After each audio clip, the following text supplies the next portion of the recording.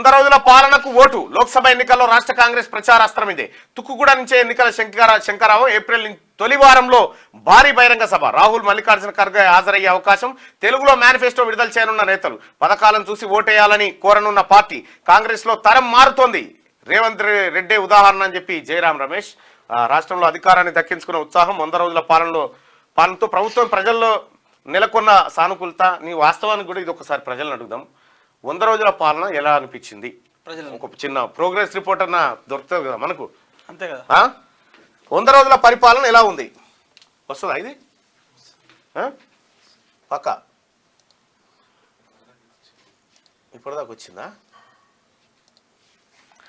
100 రోజుల పరిపాలన పట్ల నాకు తెలిసి మెజారిటీ ప్రజలు సానుకూలంగా ఉన్నారు ఇప్పటికైతే.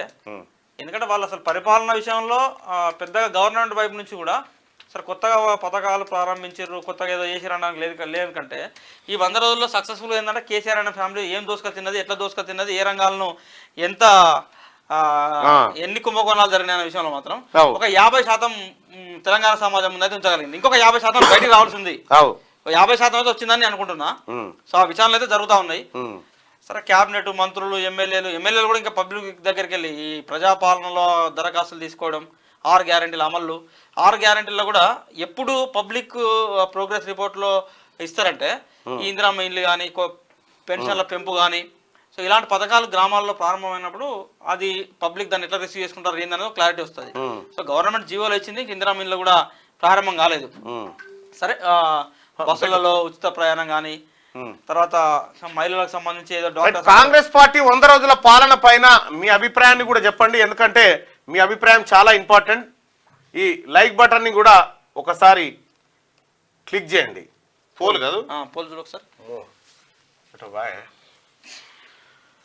100 రోజుల కాంగ్రెస్ పాలన ఎలా ఉంది? బాగుంది, బాగలేదు?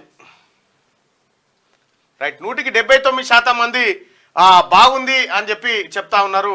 21% మంది బాగాలేదని చెప్పి చెప్తా ఉన్నారు. సో 100 రోజుల కాంగ్రెస్ పార్టీ పరిపాలన పట్ల మెజారిటీ ప్రజలు 100కి దాదాపు 80% మంది ప్రజలు సంతృప్తితో ఉన్నారు.